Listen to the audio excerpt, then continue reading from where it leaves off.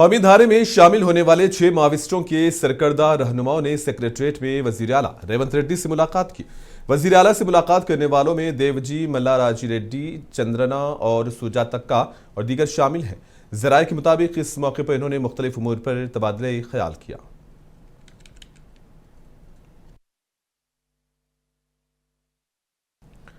नायब वजीर आला भट्टी विक्रमार्का ने आंध्र प्रदेश के वजीर आला चंद्रबाबू नायडू से उनके कैंप ऑफिस में मुलाकात की। इस मौके पर नायब वजीर आला भट्टी विक्रमार्का ने उनके बेटे की शादी का दावतनामा पेश किया और अगले माह की 5 तारीख को हैदराबाद में मुनक्किद होने वाले उनके बेटे की शादी की तकरीब में शिरकत करने वजीर आला चंद्रबाबू नायडू को दावत दी। इस मौके पर तेलंगाना के वजीर श्रीधर बाबू भी मौजूद थे।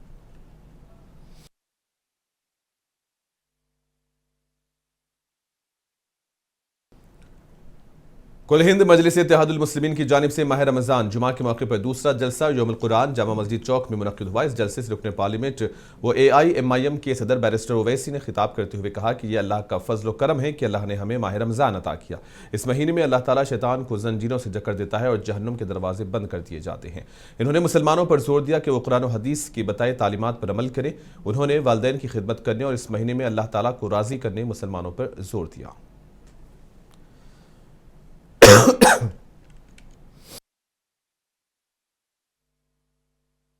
ये अल्लाह का फजल करम है कि अल्लाह सुब्हाना व तआला ने हमको रमज़ान जैसे माह मुबारक को अता किया और इस माह मुबारक के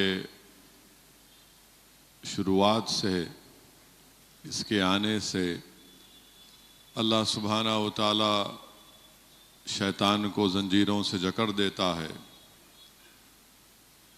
जहन्नम के दरवाजे बंद कर दिए जाते हैं।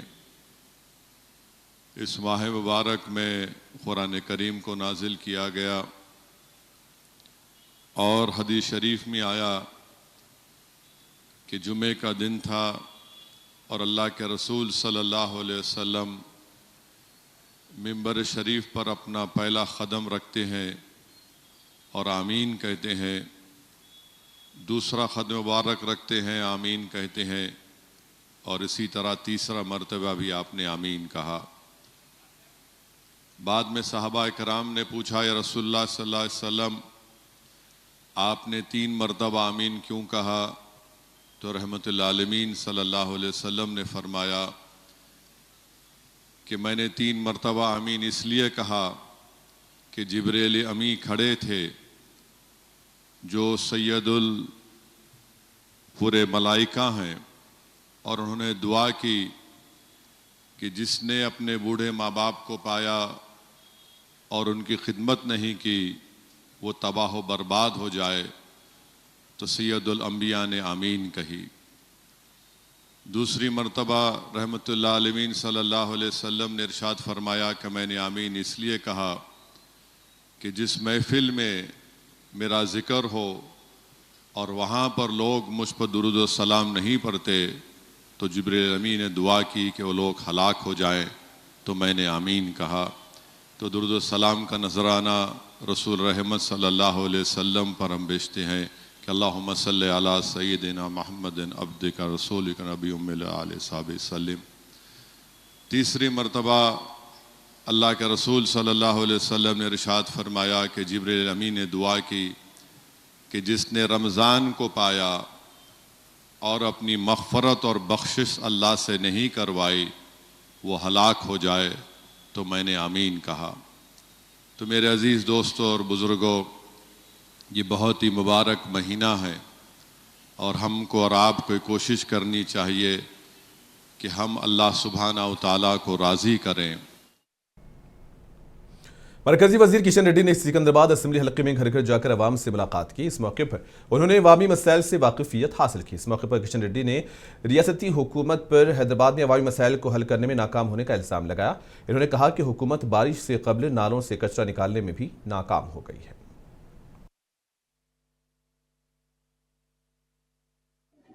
जो हॉलिडेज आते हैं, जो बस्तियों में यूथ के लिए, स्टूडेंट्स के लिए स्पोर्ट्स फैसिलिटीज बढ़ाना चाहिए, मगर हैदराबाद GHMC पूरा 4-5 साल से ये समर में स्पोर्ट्स का जो ही सहयोग नहीं दे रहे।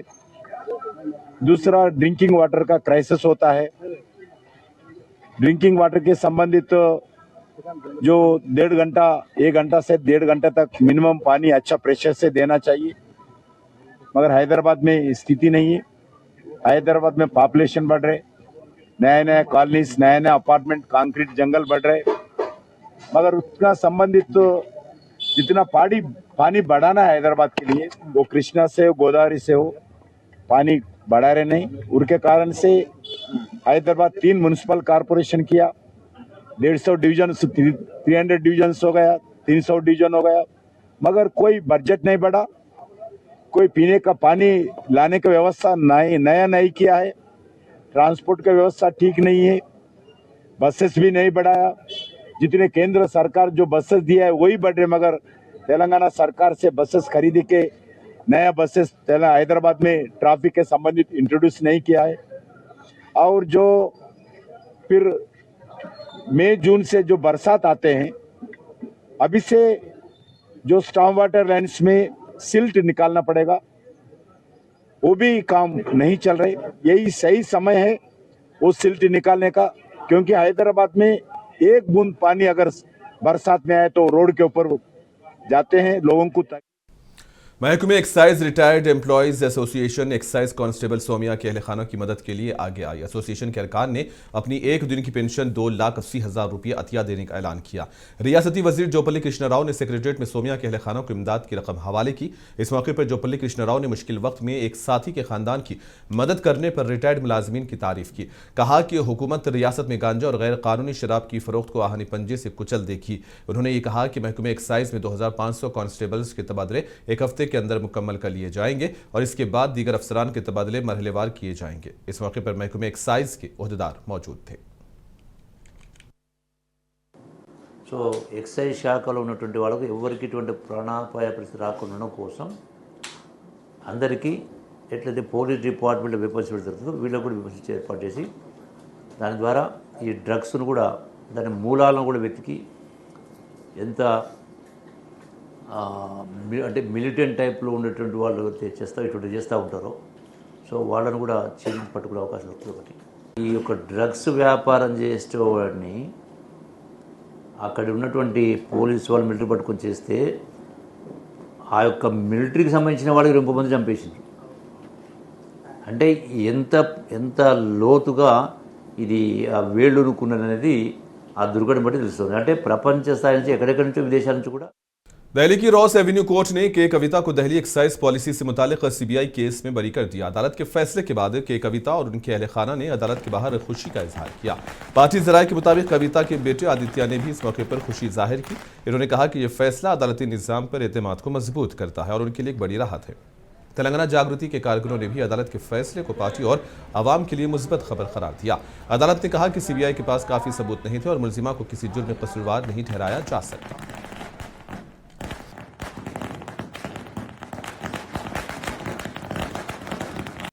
Once again, I want to say only one thing, that this was a web of lies and the judiciary has cut right through it with this. बिल्कुल सत्य की ही जीत हुई है। आज सत्य को छुपाया जा सकता है, बहुत देर अंधेरे में रखा जा सकता है, लेकिन सत्य को कभी भी पराजित किया नहीं जा सकता है। आज जो जुडिशरी से जजमेंट मिला है, जो कोर्ट से जजमेंट मिला है दिल्ली लिकर के पॉलिसी केस के बारे में, उससे दूध का दूध पानी का पानी हो गया है। जिस तरीके से सारे एजेंसीज को यूज़ करके ऑपोजिशन पार्टीज़ को दबाने का काम जो इस देश में चल रहा है, इसको साफ साफ देखने को मिला है। उसका नतीजा हम बहुत शुक्रिया अदा करते हैं जो इस कठिन समय में हमारे साथ हमारे कार्यकर्ता खड़े थे, हमारे फैमिली के सारे मेंबर्स, खास करके हमारे सास ससुर जी, हमारे माता पिता जी जो हमारे साथ जुड़े थे, खड़े थे, उन सबको अभी मैं शुक्रिया अदा। Not only me, KCR garu himself has time and again said that this is a vendetta on BRS party, this is a vendetta on KCR Garu, that has been reflected on Kavita, and I have also time and again said it is a false case, it is a politically motivated case, and as I said